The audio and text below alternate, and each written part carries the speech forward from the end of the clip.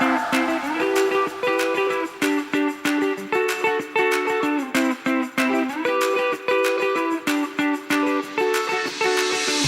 everybody, this is Emily coming to you from Logan, Utah. This is the OPERAfit podcast, and I have with me Kristina Driskill, my beautiful friend, and she is here to talk about her authenticity and empowerment coaching practice that's called Gilded Within. And Chris and I go way back to my formative college years at Chapman University in Orange, California. Undergraduate days. Yeah, she was and continues to be the bomb, and has had quite the trajectory of going from singer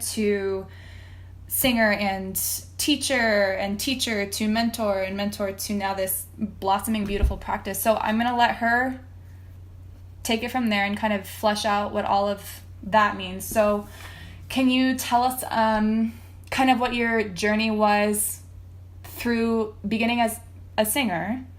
Sure. Through Gilded Within. Sure. So thank you for having me. Lovely to see you. Lovely.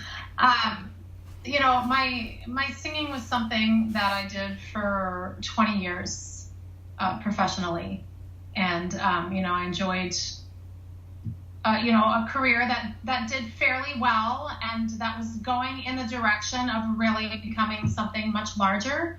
And in that process, I kind of came to a point where I started to realize that I wasn't enjoying it as much as I had originally. It's one of those things where you have your heart dream, right? Where you're growing up and everyone says, what do you want to be? I'm like, I'm going to be a singer. And I was, and that was great. But I think what happened for me is that over the course of working with people and starting to do some teaching while I was still singing, that really took over as what my heart dream was, And unfortunately at that time, I didn't know well enough, really. I hadn't really done all the brain work that I've done now and all the research that I've done to know, that if you don't stop and ask yourself, every once in a while, hey, self, how's it going? Is your heart dream still your dream? Yeah. That you do that checking in, that a lot of times when that dream changes, you don't really know. And what that does is creates conflict for you. Yeah. You're trying to go in one direction because you said that was the direction you go in. Your heart dream's kind of going in the other direction now. And so there's this kind of like, why am I not doing these things? Why am I doing this? And so once I sat down, really had that conversation with myself, I realized, wow, this is what's actually bringing me so much joy right now. And, that really took over for me. And so I started pursuing more opportunities in that realm, as you know, obviously where we met, I began, teaching on faculty at conservatory. I taught for summer programs, I did guest speaking for summer programs. So I did this kind of stuff. And it was great. I loved it. It was absolutely wonderful. But those things also were limited. Yeah. I couldn't teach any more hours than I was teaching. I couldn't do any more, in these programs that I was teaching at. It just was what it was. Yeah. And, there were several limiting things about that. One, it only allowed me to reach a certain amount of people. If you were in one of those programs or you were in one of my classes or in my teaching studio, then, you got to do the kinds of stuff that I shared with people. And if you weren't, well, then too bad. Right. So, I started to notice over the course of everything that I was doing, teaching voice lessons, teaching diction, working with opera theater type stuff, teaching in the summer programs, that the main thing, while I loved all that aspect of it, the main thing that really stood out to me was the mindset aspect of it, the building of the inner self in order to do what the outer self is trying to do. Yeah. And that was the piece so often that was missing for people. The voices were great. Right. Maybe some technical stuff to do, but even for people with the technical stuff was really set up well. The thing that was holding them back was something in here or something in here. And it was that work. It was sharing that kind of work with people and seeing them come through that allowed the voice to shine, the performer to shine, the entrepreneur to shine, whatever it was that they were doing, that started coming forward. And to me, that was just such a beautiful thing. And it seemed like it was such a shame that only this very small amount of people was really getting a lot of that. It doesn't exist in a lot of university and conservatory programs. It doesn't exist in a lot of teachers, unfortunately. They're there to teach the voice, they teach the voice, or, we're there to learn this opera, we learn this opera. That's great. Yeah. And it's not their job, but it's such an integral part of what people need in order to succeed, especially in this kind of business. Right. So that was one of the ways that, was kind of limiting. It was also, for me personally, it was geographically limiting. I could only be where these certain jobs were, right? I mean, it was financially limiting. I was at the most that I was going to get hours-wise, in these places. It's just I was at the max, so this was it, basically. Mm-hmm. And so there was no room for growth, no opportunity for growth. So both personal growth for me and also growth, for others, right. It was limiting in that way. It had nothing to do with my love for what I was doing, because I did love it.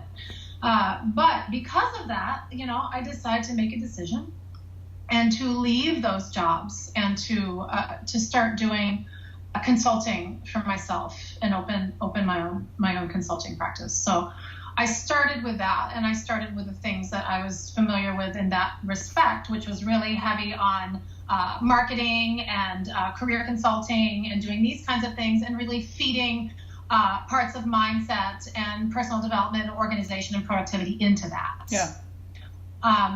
And that really started its own kind of transition, because through the midst of doing that, I realized again, here we are again. I could tell people all these different things about what to do with their career, how to market their materials, how to put a website together, all this stuff, and it was great and it was wonderful. But if that mindset piece wasn't there, it's like it didn't matter. Right. All that wonderful stuff was in place, but that person still was missing some sort of belief, some sort of fortification, some sort of inner strength and power that was going to allow them to keep moving forward. Right. So that started growing into something more toward that direction, and that's really what I've come to settle into now. So. And I also kept my own growth going during that time. I got a certification in social emotional arts, so I could deal with the social emotional aspects of dealing with things. I got 2 additional coaching certifications. So I kept growing in my own skill set so that I could serve in a way that would be most conducive for what I was really seeing people needing. Yeah. And so that's what's really brought me to where I am now. And that's why everything now that I'm focusing on is really in the midst of empowerment and authenticity. Because when we find these things within ourselves, when you know how to speak in your own truth and how to live in that, and how to be authentic with who you are as a person in all aspects of your life, not just your career, everything, because they all affect one another. Mm-hmm. And when you allow that to happen, the things that are possible for you, and the things that come into being that you only hoped or wished would happen, but you weren't actually in alignment to receive at that time. Mm-hmm. The ability for those things to come to fruition, and then so much more, is just, it's mind-blowing. Yeah. It's so joyful. Yeah. And I never... I used to tell people all the time, that joy was not a word I used to describe many things, because it wasn't. That was an emotion that was reserved for very few things for me, like, rabbits and, for those of you who don't know me, rabbits are one of my favorite animals. Things like this, that's what that was reserved for me.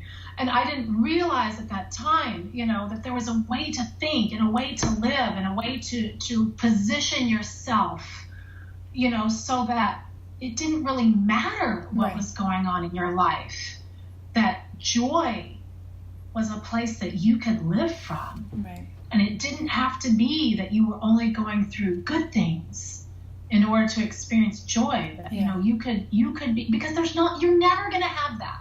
Right. You're never going to have that life where everything is just great.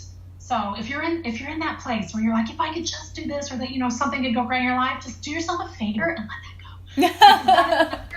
that is never going to happen. Right. Okay. Your life is always going to have amazing things, and it's also going to have things that are very challenging for you. And if you stop looking at them as good and bad and amazing and fabulous and horrible and devastating, you just look at them as just things. Right. And finding how to navigate whatever it is, then you can really actually experience joy almost consistently. Yeah. No matter what's going on. So Yes. that is the kind of work that I'm doing with people now. I'm doing it through business growth. I'm doing it through personal development.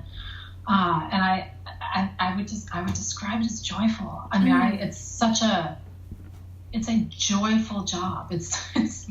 Yeah. To be able to share in that with people there's nothing like it.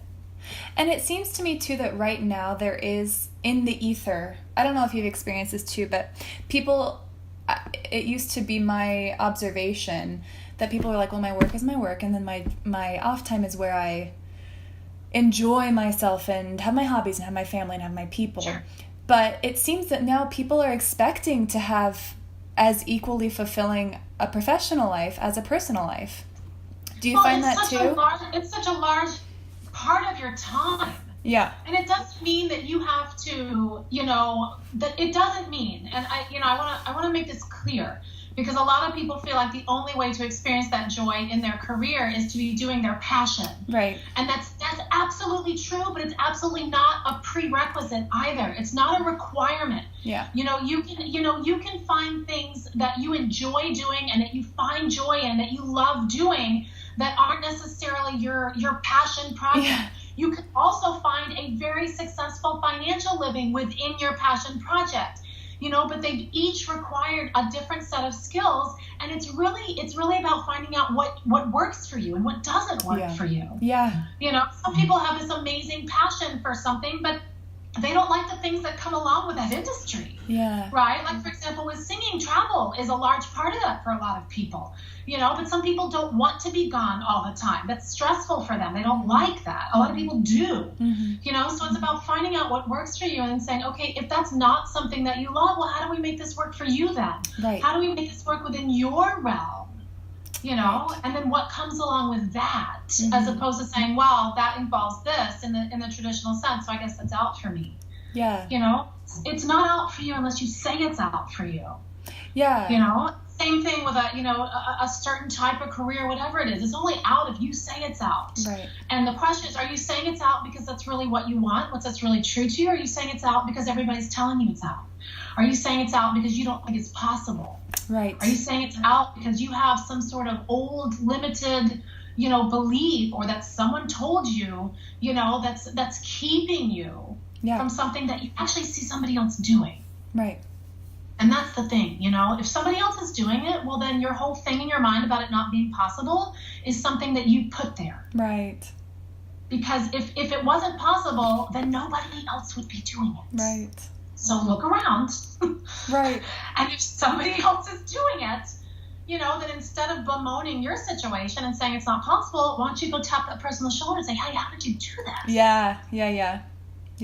I love what you're doing. Of course, we're taught, it's so fear-based. Like, everything is fear-based. We say, well, I could never do that. Oh, I could never talk to that person. Oh, well, that person would never talk to me. Right. So we put up these things to keep us from getting to the truth, from getting the real information that we crave. Yeah. And then we just sit around and complain about how we can't get it. Yeah.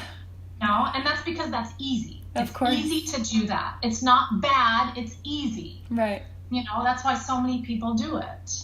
And it's easy not to be creative too. Yeah. Say again. I'm sorry. Oh, sorry. I said it's easy not to be creative and not to dig into those little corners of yourself from where those limiting beliefs are sprouting, Yeah, that requires courage. Yeah.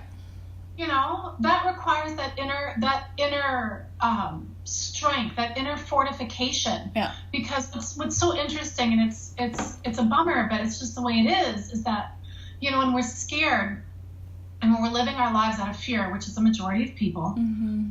They don't walk around looking scared, but there's something inside them that keeps them from doing something, that keeps them from reaching forward, that keeps them from reaching out, that keeps them from going for it. There's something in there. And it's just very common for us to live with these kind of fear-based things, even if we don't even know it. Yeah. And right. That kind of company loves other people to be in the same situation. So if you have the courage to reach out, to try to climb out of that, to go for something else, you're going to find that the people that you've surrounded yourself with, if they're also people that are living with those fear-based issues, they're not going to be comfortable with that. Mm-hmm. You know, most of the time, you know, every once in a while you'll have somebody that says, wow, what you're doing is blowing my mind and I want to go with you, which is awesome. Yeah. That's so cool. Yeah. But a majority of the time we have friends, and it's not intentional, it's not malicious, but when they see us trying to move up and out of that, and it makes them uncomfortable because it forces them to look at where they're at. Yeah. And so what they would love to do is say, hey, come back down here, please. Right. Please come back down here and don't do anything, and let's keep complaining about what's not happening. Yeah. You know, and so that may come across as things like, you know, like, oh, you know, oh, you're too busy for us. Oh, you're too good for us now. Right. You know, the kind of thing that people say, you know, and like I said, it's like this, they don't even know why they're saying it. Mm-hmm. You know, but this is what comes across. They start making you feel like you're being selfish, or that, you know, you're all of a sudden above them, or that you're too good for them, you know, or that you're a party pooper, or, you know, whatever you are, you know, because you're not on this, you're trying not to be on the same level anymore. Mm-hmm. What people have to realize is that you have to lovingly tell your community, I'm gonna lift myself up here, and I would love for you to come with me. Yeah. You know, let's go. Come on. Yeah. And there's going to be some people that perhaps take you up on that, and there's probably going to be a majority of people who don't. Mm-hmm. Just because that fear, when that fear is in there, it is so strong. Mm-hmm. It is so hard to not listen to that. And what ends up happening is they don't want to come with you, and that creates that conflict. And it can be tough, you know, because we love our friends and we want to keep, you know, those connections. And sometimes you're able to keep them in spite of that, and sometimes you just have to lovingly and compassionately let that go. Yeah. You know? Yeah. And you need to surround yourself with people who understand that you're trying to lift yourself up, and that you're trying to put yourself into a higher energy and a higher place for yourself. I'm not saying better, I'm saying higher. Elevated. Comes across with label it as better, you know? Yeah. It certainly feels good, you know, but it's hard for other people to understand sometimes. And we just have to realize that it's okay. Yeah. It's okay if your friends can't come with you. Yeah. You know, you can offer, but it's not your job, you know, to make them do something that they're not ready to do. Right. You know, but you got to have courage. Yeah. You have courage to, you know, to go to those places. You got to have courage to reach out to somebody and say, I want to do something about this. You got to have, and this is, I always joke with my smart people, right? Smart people have the hardest time with this. You know, if you're a smart person, you probably think you need to do it all by yourself. That's what I call smart person syndrome. You know, I'm a recovering smart person. You know, because when you're smart, you know, you've got a lot of should on you. Oh, I should be able to do this myself. Right. You know, I should already know how to do this. You know, so here comes, you know, the shame factor. You know, that if you don't already know how to put things together yourself, or to empower yourself, or to find your own authenticity, that, you know, you're somehow behind, and you shouldn't tell anybody about that because then they won't think you're smart. Yeah. You know, and that's painful. Yeah. So we just don't say anything, or we just keep it to ourselves, or it comes out as being defensive. That's what I used to always do. I would get defensive, you know, for myself, angry and defensive, you know, and I felt like I was looking like I was doing something wrong, or I couldn't do something in front of other people, instead of realizing that reaching out and saying to somebody, hey, I need your help. You know, I'm not really good at this yet. And I want to learn how to do this, you know, and I see you're actually really good at this, you know, can I learn from you? You know, and having the strength, and then, you know, like taking the ego out and, you know, letting that go for a little bit, and realizing, you know, you can be smart and also not know. Yeah. You know, and I developed a phrase for myself that I share with my clients, and I'll share with you because I think it's so important if you're a smart person, you know, is to, I use the phrase, I know everything and I know nothing. Mm. Because it allows me to feel confident in what I know, and to realize there's so much that I know. The more you know, the more you know you don't also know. To realize that, you know, as much as I know, and as many little degrees and things as I have just scratched the surface of what's available to me, the things that are out there, the things that other people know, the information. It is so vast, you know, and to live in my own little smart person ego bubble, to think that I know so much, and to think that I shouldn't be able to divulge that I don't think I know a lot is a waste of time. I see that as a waste of time now. Yeah. So now, thankfully, I'm so grateful, for the knowledge over the years of realizing that it's okay to be smart and to also share with people that you're still learning, to be smart and to share with people, I don't know this. And to ask for help. Mercy. If I had learned how to ask for help when I was in my 20s, honey, where I could have been today. It's like my big joke, right? Like, right. What I always tell my students and tell my clients, like, my big hope for you is that, you can figure this out faster than I did. I want to share with you things now so that you can figure it out before I did. Or for my clients who are further along in life than I am, that you don't wait any longer. Yes. You don't have to wait any longer. Let's do this now. Yeah. That turning to another person and saying, I need some help with this. Could you help me? Would you be that person? Is one of the most empowering, lifting, moving forward, productive things you could possibly do for yourself. Yes. This is why there's so many, I always talk about this with people, especially when they're wanting to build a business or career in something. This is why so many people who are not terribly smart, and by their own admission, they're like, I was a C student. I dropped out of school. I never went to college, right? These are the stories we hear from entrepreneurs, million-dollar entrepreneurs, all the time. Right. So, and of course, that's really frustrating to smart people. They're like, why? Why are these people the ones always like succeeding and having this stuff happen? Right. Right. And it's because while they weren't necessarily book smart, they had the wherewithal to say, I don't know this. Who can help me? Right. Who can I get to help me with this? Yeah. And then they realized that by leveraging assistance from others, that they were lifted up and propelled higher, in their career, life, whatever, and became, financially or industry successful because of that. And here's smart people over here trying to do it all themselves, because of pride and ego. And I say that out of personal experience. If that's not your experience, person who is smart, I'm speaking for myself. And I also know that this happens to a majority of smart people, because I would say a vast majority of smart people that I work with deal with this. It's certainly not singular to me, although I won't speak for everyone. I can speak for a vast majority of people dealing with that intelligence and dealing with that feeling like you should be doing all that stuff yourself. Right. Because of that fear of inadequacy, that feel either for yourself or for having somebody else feel that about you. And don't you, in my experience, with the times that I have, and Johan and I have talked a lot about this too, and other people who are in a similar stage, the times that we have reached out, it has been absolutely nothing but, I would love to help you. I would you are a glittering example of that. But additionally, like other singers who are maybe like 20 years ahead and are like, I have 4 kids and this is how I did. Like there is an overwhelming, desire to share. Everyone wants to pass it on. It's not that. Yeah. I don't think judgment's going to be the first thing. Yeah. That's not your problem. No. Right. Somebody else. There will always be somebody else who will. So not even that's your problem, but you're right. What keeps us from asking in the first place? Right. We're back to fear. Right. We're just back to fear. I'm afraid you'll think I'm a fool. Yeah.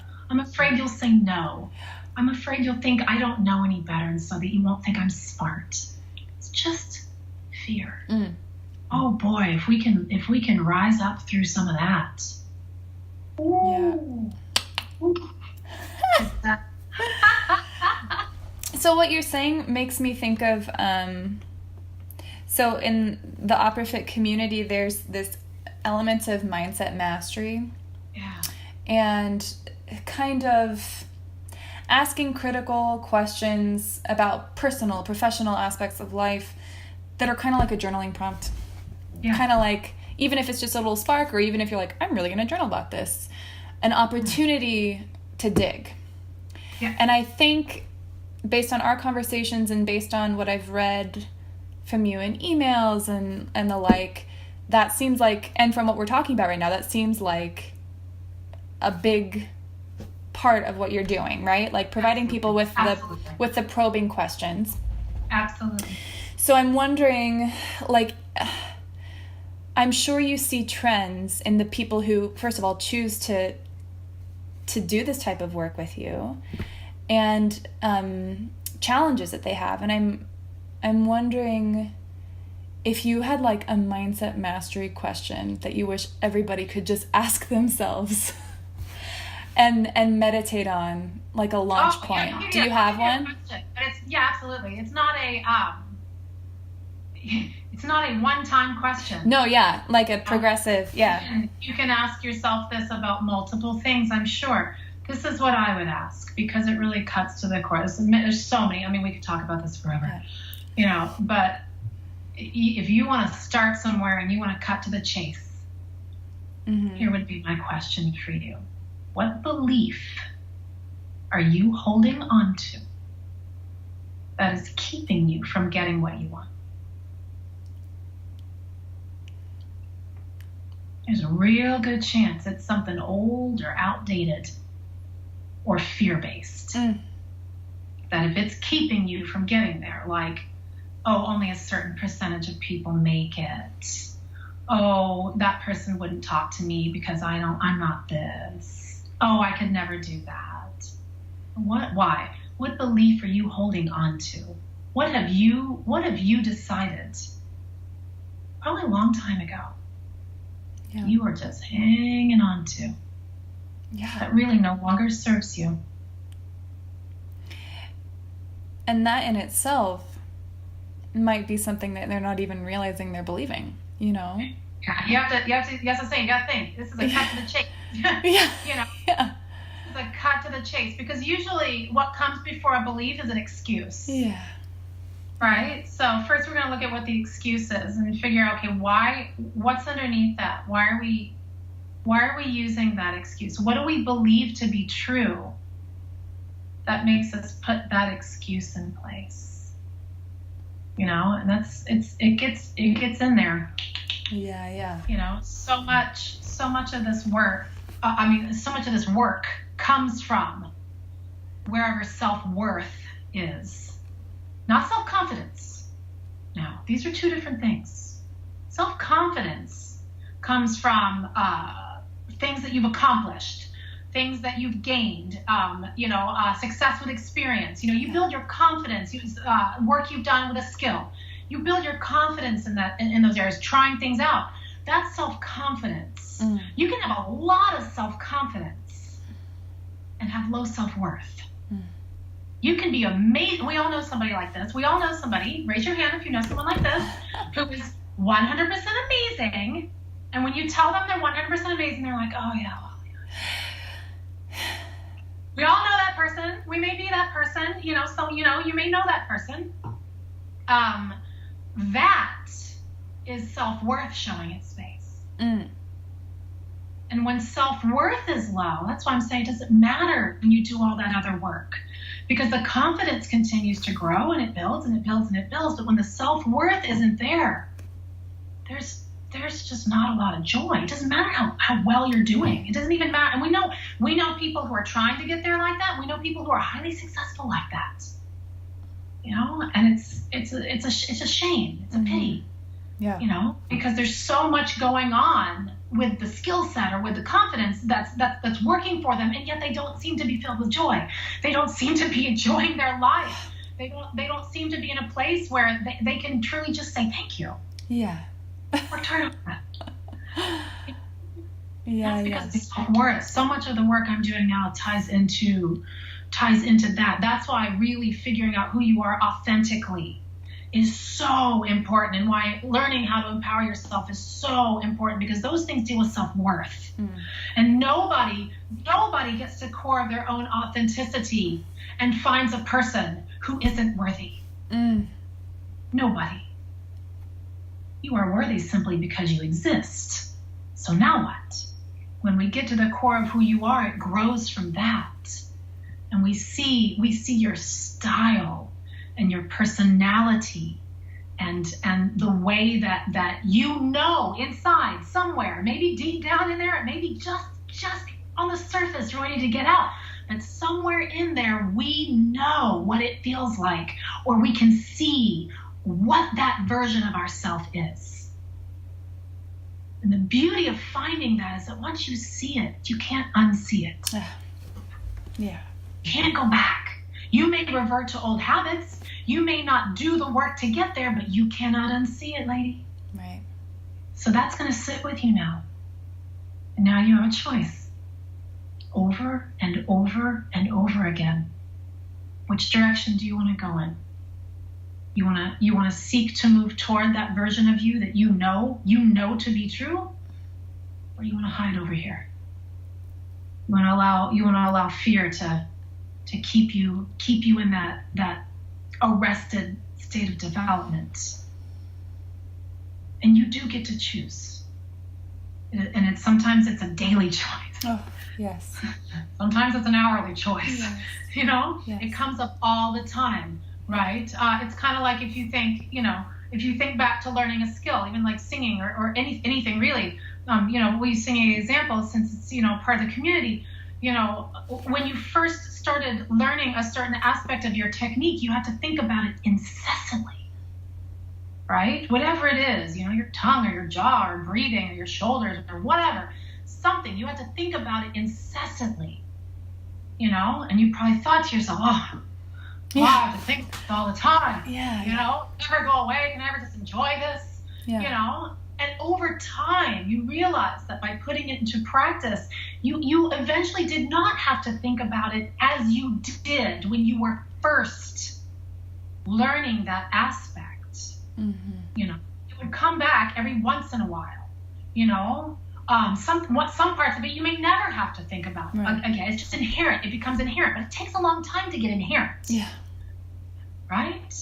This is no different. If you really want to live as your authentic self, if you want to live in a state of joy, if you want to live in a state where you feel like you're kind of consistently empowering yourself, it's not magic.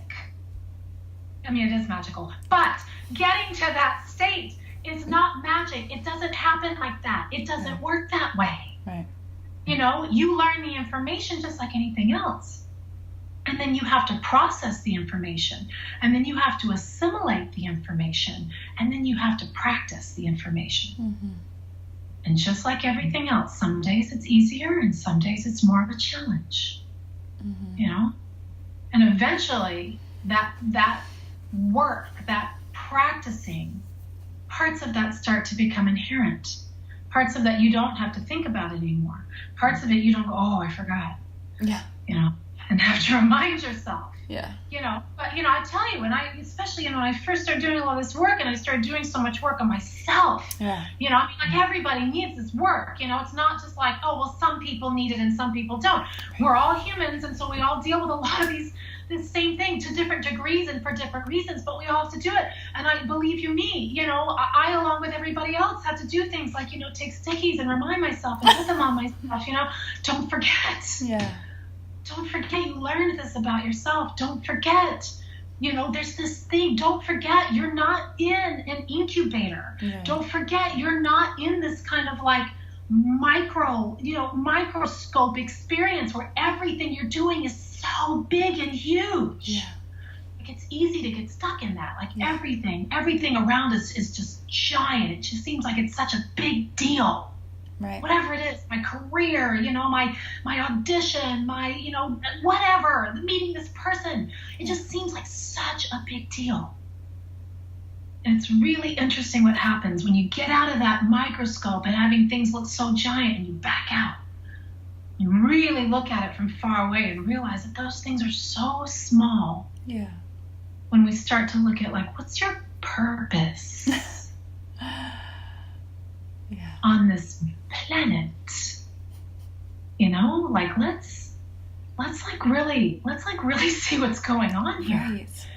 And I'm not talking about my purpose is to sing or my purpose is this. Right. That's fine. But I'm just saying that this situation this challenge, this whatever it is that's happening, this accomplishment that you went through, great.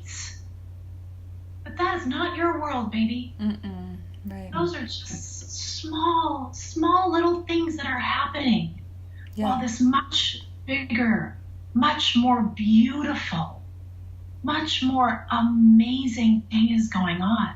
And that's this connection that we have with, to me, every living thing. Yeah. You know, especially with one another, especially with people. I mean, if you think that you're not on this planet to do that, I think you've missed the purpose of the human.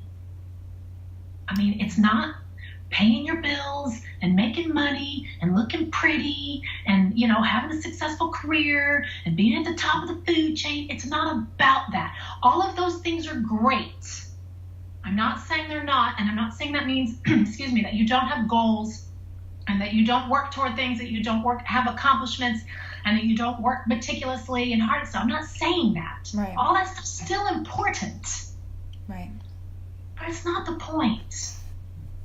You know, when you look at it like that, you can let go of your attachment to the outcome of things. Oof. Realizing that this thing is not do or die. What's do or die is how you connected with that person. Yeah. What's do or die is how you live in a way that's compassionate to others, regardless of how they treat you. That's do or die. Right. That's so much bigger. It's so much more important. And if we can figure out how to find that place within ourselves, then all this other stuff that we're trying to do, it's like you can just align yourself and connect with it so easily. It just becomes easy. Things that you thought were so hard, you know, and that you labeled as difficult, or that you put the belief in place that this was supposed to be hard or difficult, which really pisses you off when you see other people doing it so easy. Oh, she has it so easy. People think that all the time. First of all, no one has it easy. Right. And guess what? No one has it hard either. Right. Those are just things we created to try to make sense of stuff.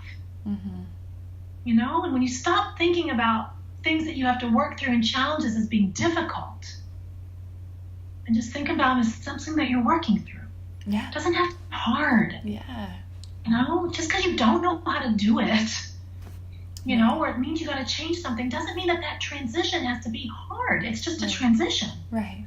It's learning new things and trying other things out and letting go of old things. It's transitioning. It's messy. It's chaotic. Yes. You know, but does messy have to be bad? Does chaotic have to be bad? Does it have to be hard? Only if you say so. Why can't that be interesting? Right. Why can't that be unusual? Why can't that be different? Why does it have to be hard? Why do we have to put that on ourselves? It's like, here, you'd like to better yourself, so I'd like to give you this giant weight, and I'd like you to hold that around while you're doing it. That's what you're doing if you're basically saying that if I'm going to do this, it's going to be hard to do it. You're predetermining that. Why? Right. And you don't have to fake it either. You don't have to be like, oh, this is going to be so easy. When in your life, it's not going to be easy at all. You don't have to do that. Right. Right. You don't have to be fake either. You know, I'm not a big fan of that either. You know, I'm not a big fan of fake it till you make it. I mean, I understand the principle of the concept, and I appreciate it for that. But I'm not a big fan of saying things that you're also saying underneath that that's not true. Yeah. I'm much more a fan of saying, what do I want? What am I moving towards? And I tell you what, I'm just going to talk about that as if it's my present. Yeah. And I'll tell you why I'm just going to talk about it as if it's my present. Because if I'm always talking about it as it being my future, then guess what? It's always in the future. So, you know, you're programming yourself to say that's going to be one day. Yeah. And when is that day going to come if you're always thinking of it as being somewhere out there? So I'm just going to say, I'm going to program that into my now. That may not be happening right now, but that's okay. I'm going to program that into my now. Right. I'm going to say that this comes to me quickly and easily. I'm going to say that I am flourishing in this particular part. I'm going to say that this kind of income is coming to me. I'm going to say that these kinds of opportunities are flowing to me. I am going to say that I'm in alignment with this thing that I'm looking toward. Right. Now. Alignment. I love it. Yeah. I love it. You know, and then interestingly enough, and we all know this is true, you know, it's science. It's not Chris and woo-woo. Right. You know, I mean, woo-woo's cool, but I really like science. Right. I like to back stuff up, you know, if I can. Yeah. You know, and we all know about those scientific experiments where subatomic particles have literally changed the course of what they are doing based on someone's thought process and trying to move into a direction to try to satisfy that thought process. So if you think what you are thinking and how you are putting that into your world doesn't matter, science says you're wrong. Right. You are missing out on a golden opportunity to get there faster. Why would you do that? Right. There's only one reason for that, and that is fear. Amazing. What are you afraid of? And that's a question that a lot of people, when I ask them that, the answer is, I don't know.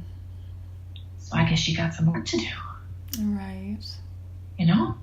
Yeah. You gotta figure out what are you holding on to? What is that belief? Yeah. And maybe multiple beliefs. Yeah. What are you hanging on to in there? It's keeping you in that world. You know? Everything's impossible until it isn't. Right. And everything is possible until it can be proven that it isn't. And you really can't prove that it isn't unless everybody's tried. Yeah. And everybody failed. Right. Right. Yeah. So, my mind is like on fire. I'm like, this is my Sunday afternoon. When you're at that point, everyone's tried it, it's not possible, call me up and we'll put that on the not possible list. Okay, that's cool. Totally happy to do it. Yeah. You know? Yeah. Totally. I used to think of so many things as like being mind blowing, right? Right. Mind blowing. Yeah. Right? Having a career like this, mind blowing. Oh, that's not possible. Oh no, only these kind of people could do this. What? You can live in the woods and, you know, and like do amazing things with people, you know? Oh, you can do it. You can make a great living at that. Yeah.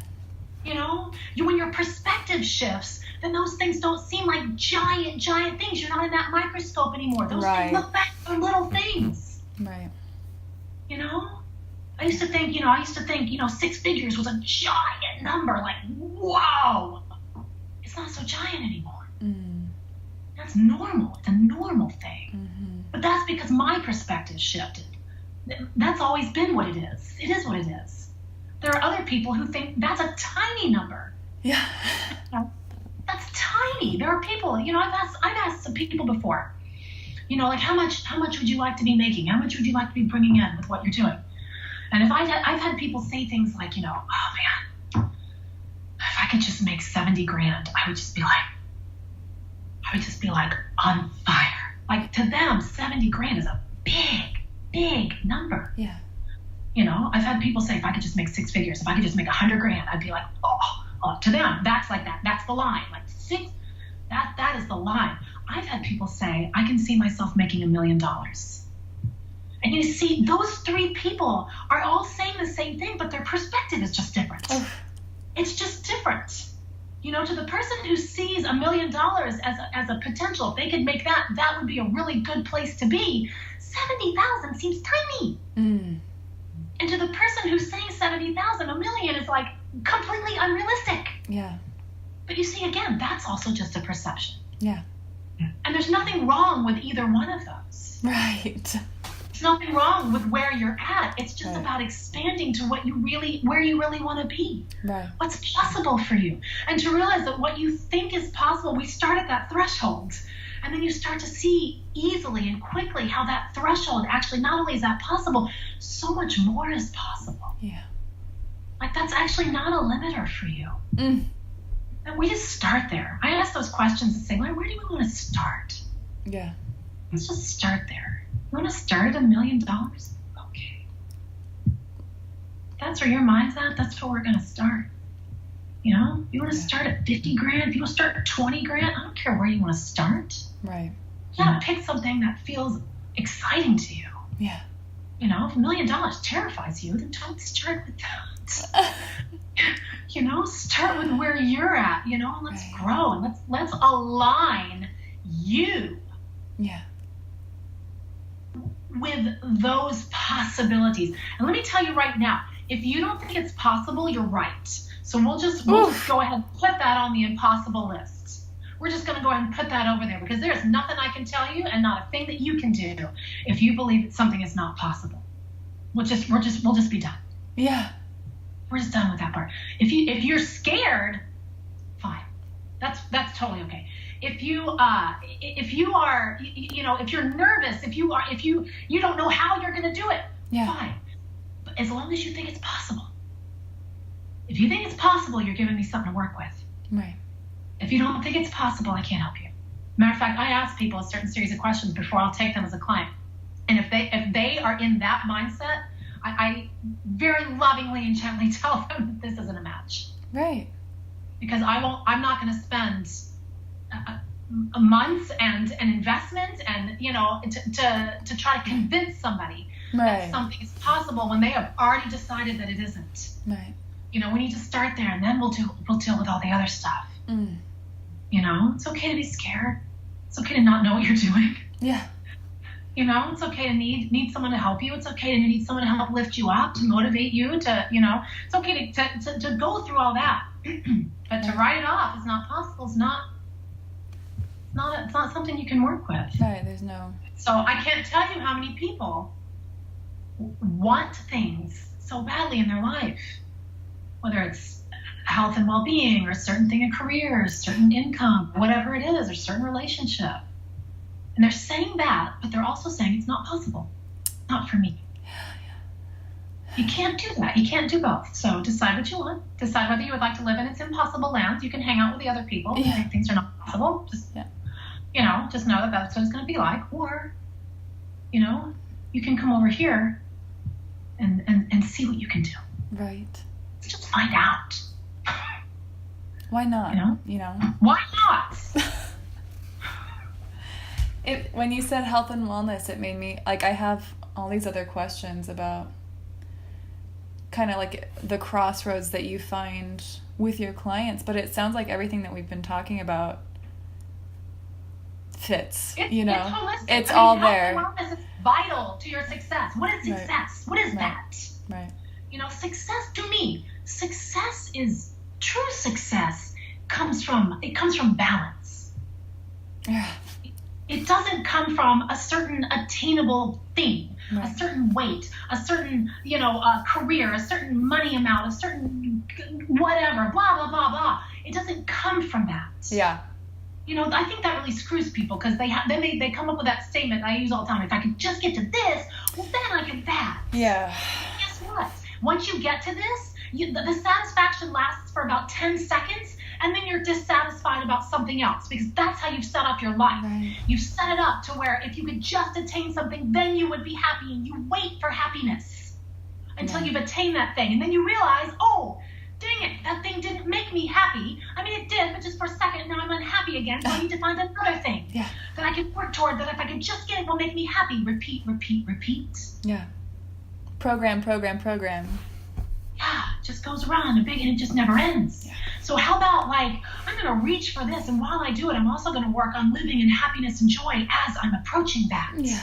Because that's not what brings me happiness and joy. I bring me happiness and joy. Yeah.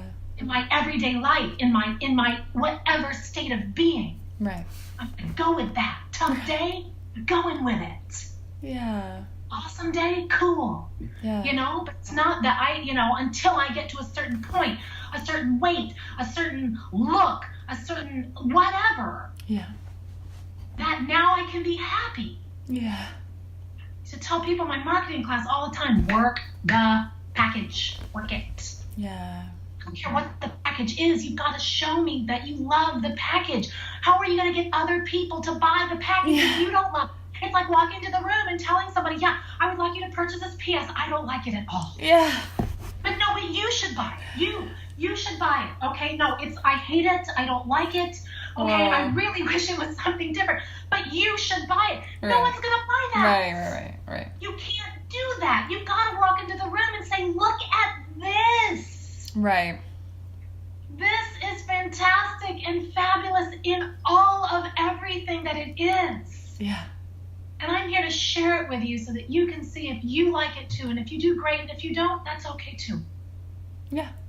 Because all I'm here to do is share that with you. I'm not interested in the outcome. I'm here to share that with you. Yeah. That's doing your job in any aspect of your life. It doesn't matter what. Yeah.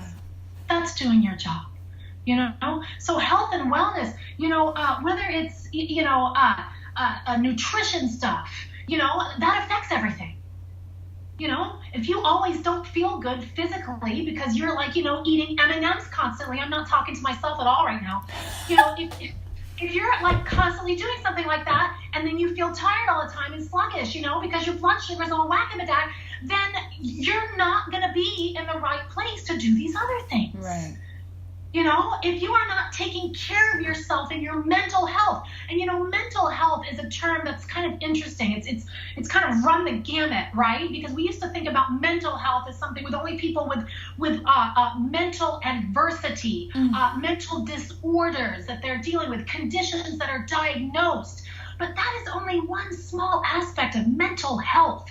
Mental health, deals with stress and anxiety and adversity and pressure and fear and all of these things. And if you don't learn how to get that in check and how to deal with those things and to become in balance with that, you are also going to have a hard time going toward and accomplishing all these other things you're trying to do, because that's working against you all the time. It's one step forward, one step back, and you're just standing in the same place as you try to move forward. All of those things take you down. You try and they take you down. That's exhausting. Right. So yes, you need the tools, whether it's physical energy, nutritional, well-being within yourself, balance within. Your body is nothing but science. Yeah.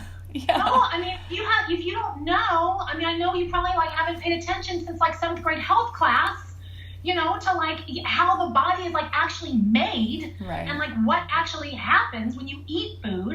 We're so conditioned by society to think, when we eat food, we either, look good or look bad. And that is such a byproduct of things. That is just so far down the list of what you should be paying attention to.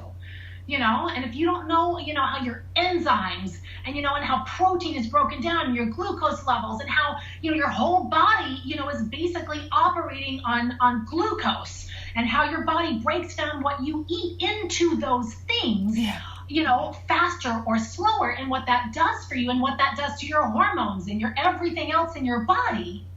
If you're not thinking like that and then responding by how you're eating, and I'm not saying it's easy. It's not easy. That's why we have people. Yeah. That's why we get help. That's why we have friends. That's why we build community. You were not meant to do it alone. I don't care who you are. I don't care how smart you are. Take it from me. I tried. Doesn't work very well. You need help. You just do. Right. Deal with it. Love it. Embrace it.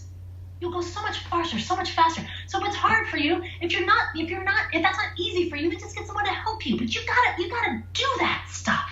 Right. You exercise. We think of exercise as being, like I said, looking good or not looking good, having a toned body or not having a toned body. That's a fringe benefit. Right. You need to exercise because you have this thing in the center of you called a heart. And it needs oxygen.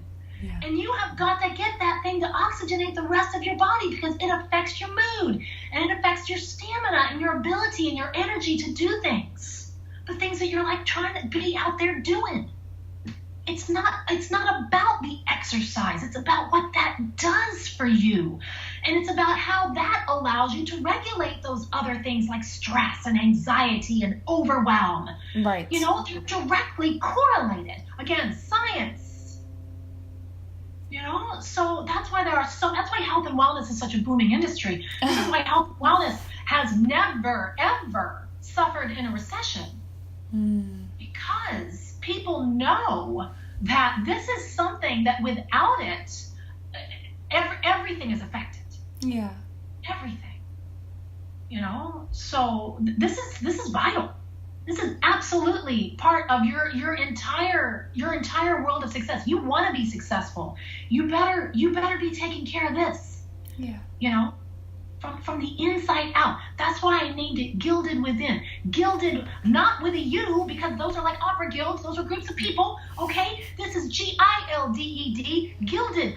Gold. To cover something in gold is really what that is about. To make something precious. Right? To take an object and to gild it was to enshrine that in something precious. And when we do that with the inside of ourselves, in whatever way, whether that's health and wellness, whether that's empowerment, authenticity, building yourself up from the inside, oh boy, does that outside stuff become a lot easier. All of it. It really, and for me, like, as I'm listening to this whole thing, it just throws all of those. I loved what you said about fringe benefit. I love, not just with your body, not just with your nutrition, but all these fringe benefits pertaining to career and family and personal and blah, blah, blah. Yeah. To be more tapped into the body chemistry and the soul chemistry and what you need. Yeah, that's so true, right? I mean, what's the point? Yeah. What is the point, right? Right. What is the point of all this? Yeah. All we can do, if we can find that, if we can create something, some level within ourselves that allows us to keep that in mind. Yeah. And you're like so much farther ahead of the game, because there are things constantly thrown at us. Everything in society tells us not to do that. Right. Everything in society says, look over here, look at this. This is important. That's important. You're judged by this. You're being judged by that. You're only good if you're this. Everything around us tells us this. So you've got constant bombardment. Right. And I use that word specifically because it's on social media and television and everywhere that you go, we are bombarded with messages that tells us, look at it from under the microscope. These things are big and important. We need you to pay attention to these things. This is your life. Right. No, that pair of jeans is not your life. It might be pretty cool. Yeah. And that's awesome. Yeah. Like I said, I'm not saying that things that we enjoy are not great. Right. I'm not saying that you should cast out, the things that you enjoy and that you shouldn't, want to enjoy, material objects and have, things in life. I'm not saying that at all. I'm just saying it's not about that. Right. That they can coincide. But everything around us tells us that it is about that. It's not about this bigger picture. Matter of fact, where's that bigger picture? Look around. What shows you every day? Hey, there's a bigger picture out there. Just a reminder, what's saying that to you? This, because there is nothing out there doing that. You got to look for it. Yeah. You got to put it in front of your own face. You got to surround yourself with people who also want to be reminded of that so you can remind yourselves, because everything else is saying, no, that's not it. It's this thing. It's that thing. Yeah. Look Consciously cultivating. Yeah. Yeah, and it's why. Why is that happening? Why is that around us? Yeah. Well, there's lots of reasons. It's fear-based. It's ego-based. It's money-based. Right. It's approval-based. That's prime. Yeah. Yeah. If I do this, then it's so subconscious on so many levels. If I do this, then people will like me. And primally, that's survival, baby. Right. That's survival. So of course I gotta if you say that out loud, it sounds stupid. Right. But really, primally, if you have that strong primal instinct, which most humans do, of needing approval. Mm. I don't care what you're saying. Primally, there's a part of you that feels like you need to be approved, because if people don't approve of you, then you have no community, and that equals you're not going to survive this thing. Right. So, of course, there's going to be some part of you that thinks you need this or thinks you should be doing this, because that's out like that. And society has capitalized on that. They have very cleverly figured out that is the way to your soul. Because it's right. It's a primal instinct. But there's this other thing. There's this other thing that's even bigger than that. And that is this authenticity and this true purpose. That is bigger. That other one's pretty strong, but this is bigger. Yeah. And once you start coming at everything in life from that place, then those messages aren't so loud anymore. Those things don't look so big, because you're not looking at them, in that microscope world, where something that's so tiny just looks all of a sudden so giant. Totally. You're not doing that, but it takes practice. That's all. And the balance. And figuring out, there is no, like I said, that's why I said it's not about not having material things, and it's balance. Yeah. It's about realizing that you can enjoy this and still do that. That if you want to do, a health regimen, that it's not about like hardcore, like, yeah, I'm going to eat M&Ms. Okay. I'm going to eat them. Probably so.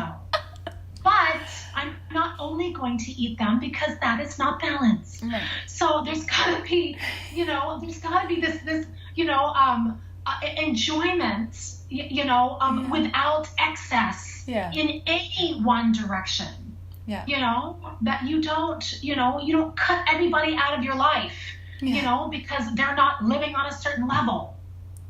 Yeah. It's balance in so many ways. And if you start to look at things like that, you'll start to see where you're starting to push in one direction or the other. Yeah. And you're not necessarily allowing for that. Mm-hmm. Really, all that is being out of alignment. It's all it is. It just means you want to set up this thing and you're trying to move toward this, but you're kind of over here. Yeah. So it's not working as smoothly as it could. Yeah. So this is the game. That's all it is. Yeah. It is a game if you think about it like that. It's a lot more fun. Yeah. You don't need to put this like horrible pressure on yourself. I have to be in alignment. Oh my Lord. Oh no. Yeah. No, it's not fun. No.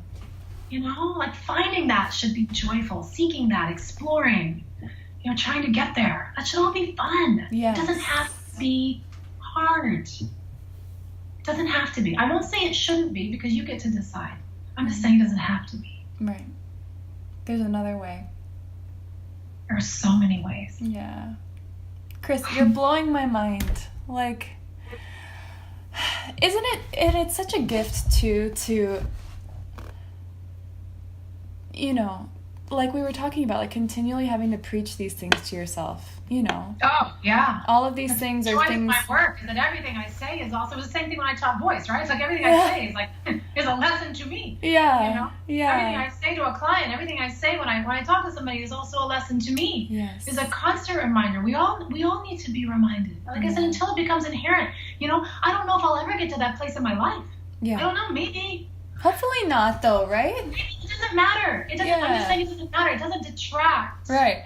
If it does, and it doesn't detract if it doesn't, that ability to constantly learn and constantly be able to observe and constantly be able to be in that state of humanness. Yeah, absolutely. We do have to be reminded, and we do have the option to choose. Yeah. Yeah. If we see that as a blessing as opposed to our burden, the whole human thing is a lot more fun. Yeah. Yeah. I feel like I could talk to you about this for like 5 hours straight. Like eat my sweet potato, have my but I think there's so many jewels, even just we've been talking for maybe an hour. And there's so many jewels to meditate on, Isn't that kind of the blessing and the curse too, that you're gifted with all of these things, but it's your job to go and unpack them. And yeah, it is. But I'll leave you with this. There's nothing more important than finding simplicity in everything that you are doing. You don't have to take 1,000 pieces of information and try to do them all. Yeah. Get down to the simplest way you can make it work. It does not have to, because then that's a whole nother state of overwhelm. Like you're trying so good to be good. That you're trying to do all these good things that you can't possibly do all the good things, and now you feel like a failure because you're not doing all the good things. Right. Like just chill, baby. Yeah. Just relax over there, and just look for the simplicity in whatever it is. That is where that joy can most easily be found. Mm-hmm. You don't have to put a check mark by every single thing, otherwise you'll go nuts. There's so much good information out there. There are so many wonderful things. If you think that you need to know them all or to accomplish them all or to absorb them all, or to be and do them all, it's a bummer, because it's like you're filling up all your space. Yeah. Yeah. With all of that, as opposed to just allowing yourself to just be in being. Yeah. And experience the joy of that. Keep it simple. And things drop in at different times, don't they? Of course they do. Yeah. What's simple is changes. Right. It can absolutely change. Yeah. But there are things that are more important than others. Yeah. So as long as you remember the big things that are like really actually important, like people. Right. Your soul. If you remember those things, the other stuff tends to find its way. Yeah. I love it. Wow. Well, yeah, I know what I'm going to be simply meditating about. Simply, no check marks. No check mark needed. No. But thank you so much for just sharing your heart and sharing your journey and all of these pearls, true pearls. My pleasure. My thanks to you for inviting me. And I will, for everyone who's watching or listening, we'll post the link to the Gilded Within website, and you can learn a little bit more about the ins and outs of the things that we talked about in the business and in her practice. And yeah, thanks again. It was a delight, and a joy. Great to see you. Great to see you.